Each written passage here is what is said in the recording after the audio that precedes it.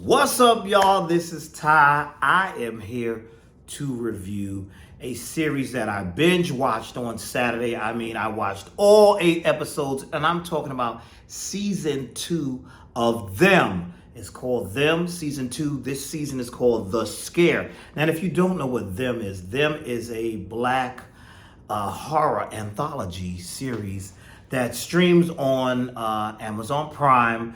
The first season took place in the 1950s about a black family that moved into Los Angeles into an all-white neighborhood and faced all types of racism. And there was a mixture of the racism and the supernatural and all that horror elements. And now in this one, the new season, it is set in 1991 in Los Angeles again, but this time is focusing on a LAPD detective played by Deborah Ayorinde, who was also in the first season playing a different character, but she's back here because this is an anthology series, and she's playing Detective Dawn Reeve, who has to investigate this gruesome murder that takes place in LA.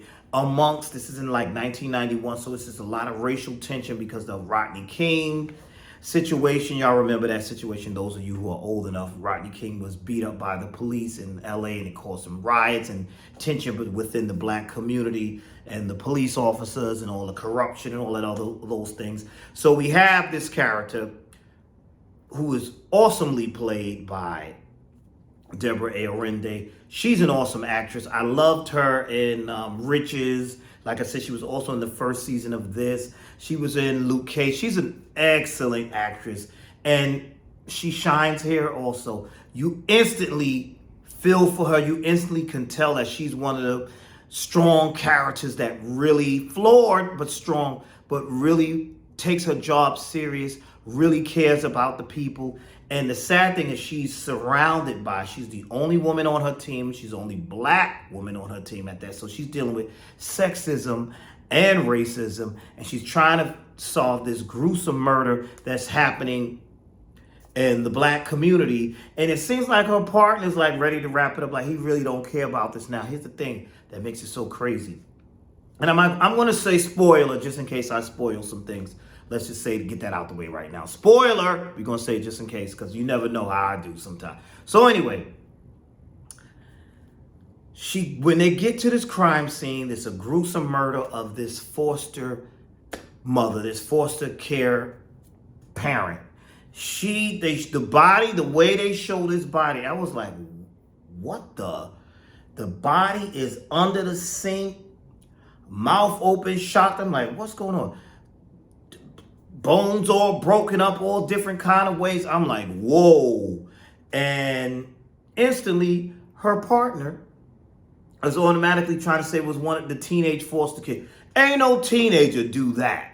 Like, you've got to be kidding me. So they're giving you these elements like, is there some person doing this? Or is this a murderer doing this? And then as the series progresses, because I told you I watched all 8, you see some other things happening and similar type of killings. And you're like, wait a minute. Is this supernatural? What is this? It's like, is there a serial killer or is this supernatural? That's where Edmund Gaines comes in. And his character, he is a failed actor, weirdo. You feel like he's like a nerdy failed actor. You see him failing, at all different auditions and things. He is played by the very talented Luke James, who is an awesome singer, but seems like he's getting more play as an actor. He's been in Star. He was on The Chi, and I've seen him here. He was in New Edition. The New Edition movie, he played Johnny Gill, and now here he is playing Edmund Gaines, this nerdy guy who works at this place that's like similar to like a Chuck E. Cheese place. He's got the pig mask on. Even that mask was creepy.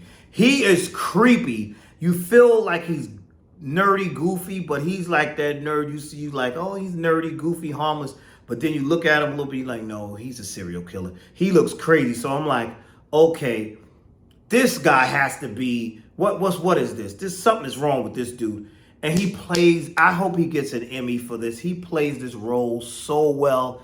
He bodied this role. Luke James, excellent. Because at times I was like, yo, this dude is weird. Then there were other times where I felt sorry for him. Then there was other times where I was like, yo, the dude is crazy. Step back, get away, get away. So, so the thing here that the thing is, we see that we're watching this, showing us him and his interactions and his failure as an actor and his failure as an actor. It's pretty much his failure in life. You could tell he's pretty much a loner, and he's just weird. He's just awkward. So they're going from him to different gruesome murders to back to the detective who's trying to solve this, and she has to face so many things. Like I said, she's dealing with these jerks on her job, getting called a black bitch just because she asked somebody to not be in her parking spot. They're just really rude to her, but she plays it so well. She plays this character. You're instantly drawn into her. Now, she is a divorced mother. She has one teenage son who's into drumming, and he's a he's all of that. He's in band and all of that. And she lives with her mom, played by the legendary, awesome Pam Grier, she's nice, but you feel like there's some secret. She works in a toy store, and you feel there's some kind of secret with this lady too, because it's like, yo, what's up with her? And what's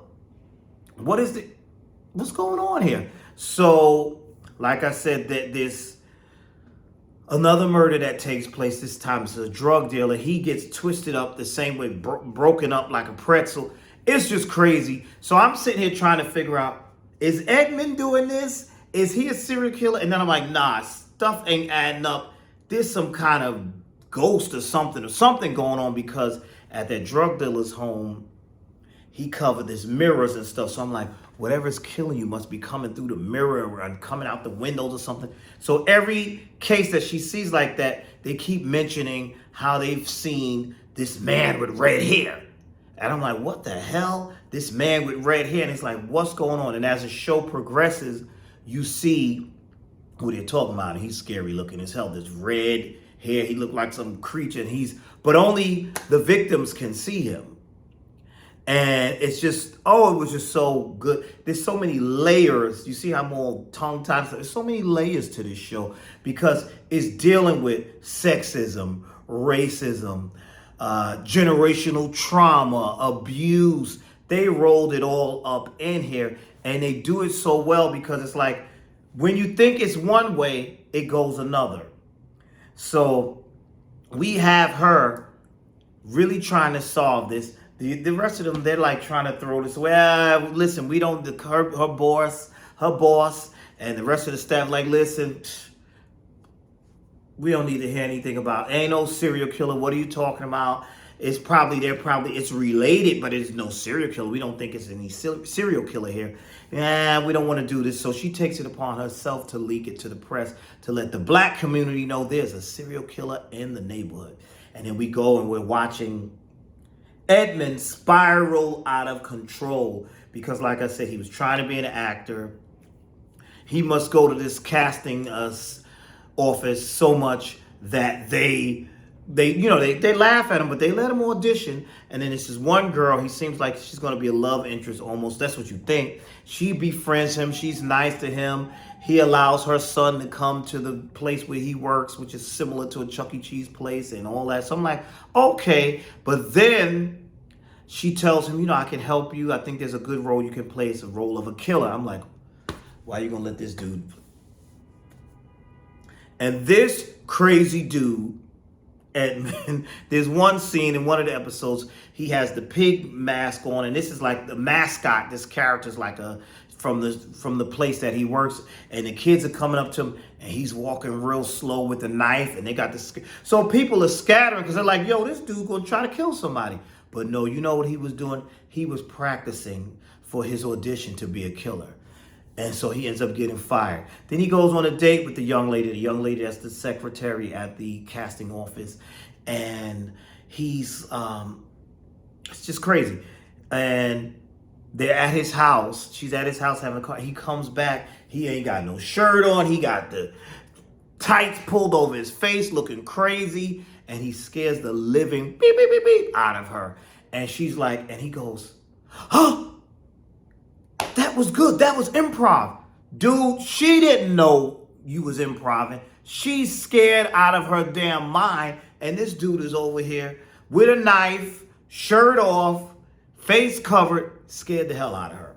So now when he goes back to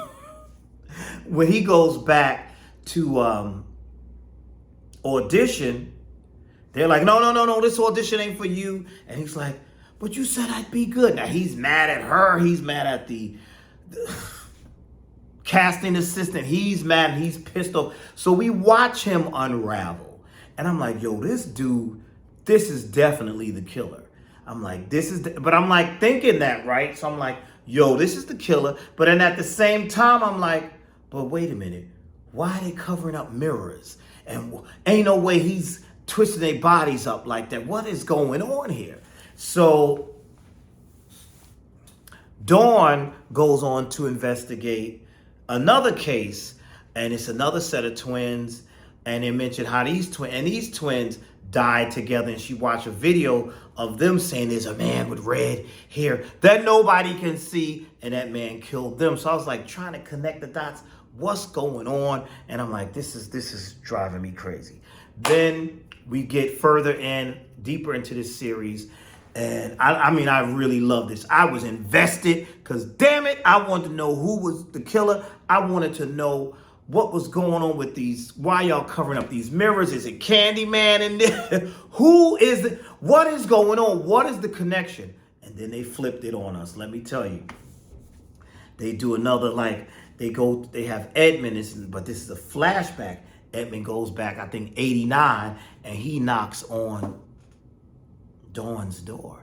This is before Dawn got divorced, and she's with her husband, played by Iman Shumpert, the basketball player, who's also a pretty decent actor. And he introduces himself. Guess what, y'all? Crazy Edmund is Dawn's brother. Why?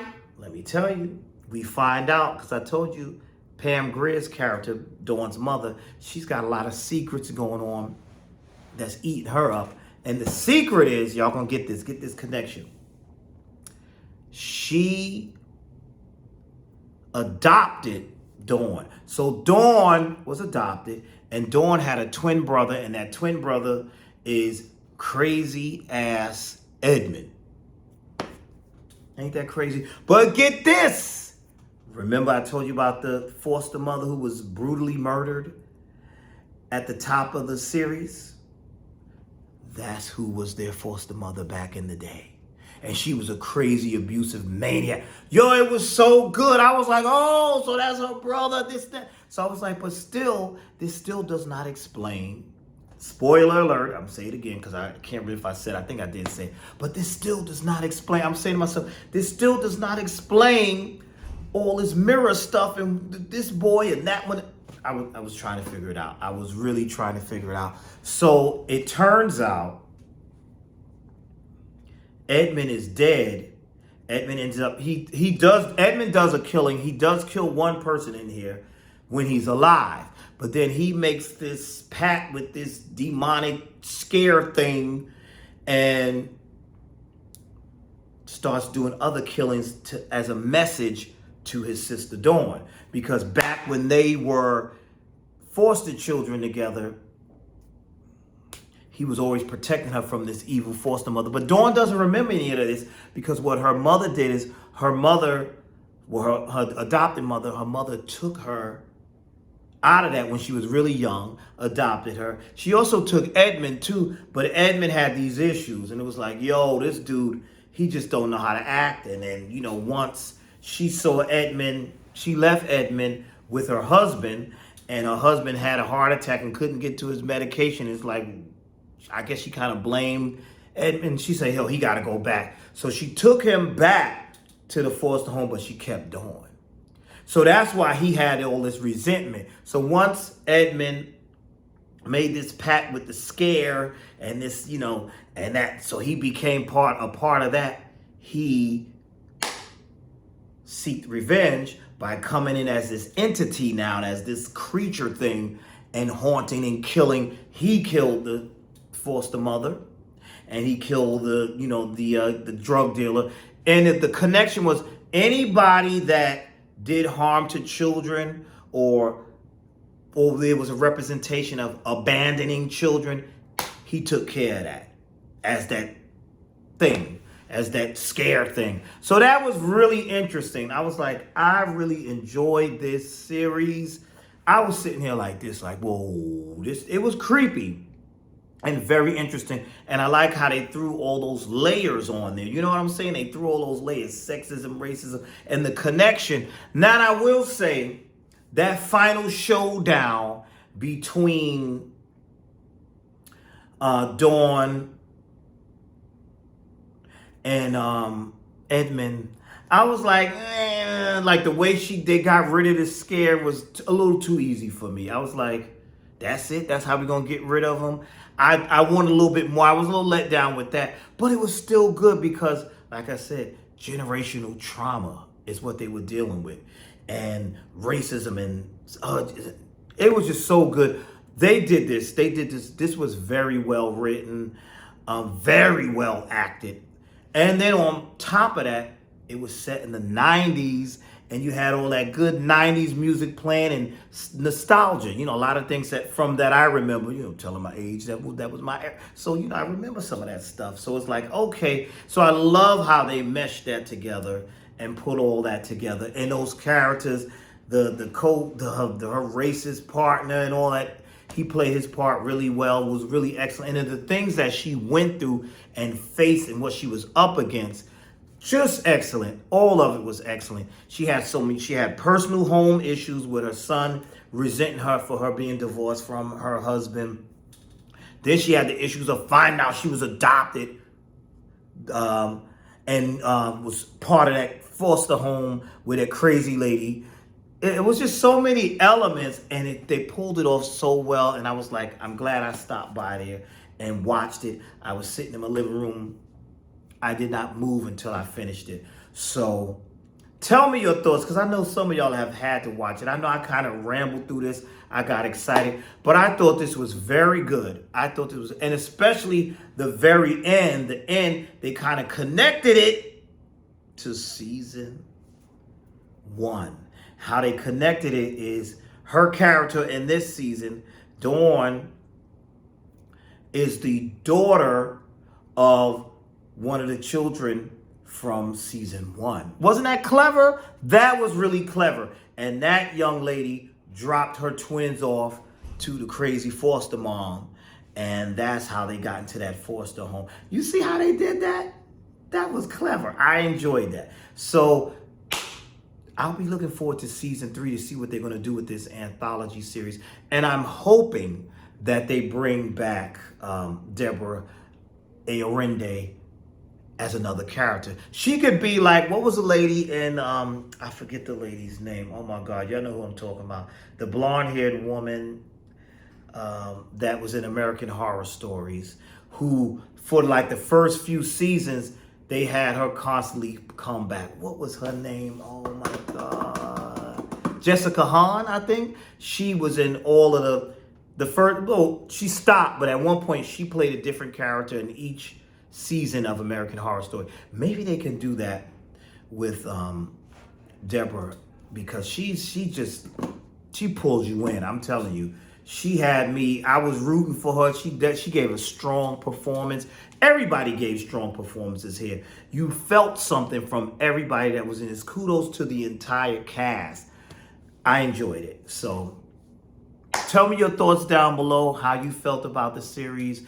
Did you like this season better than season 1? Which I didn't review season 1, but did you like this one better than season 1? Let me know. So thank you for watching. Please like, comment, and subscribe. And I will see you all in the next video.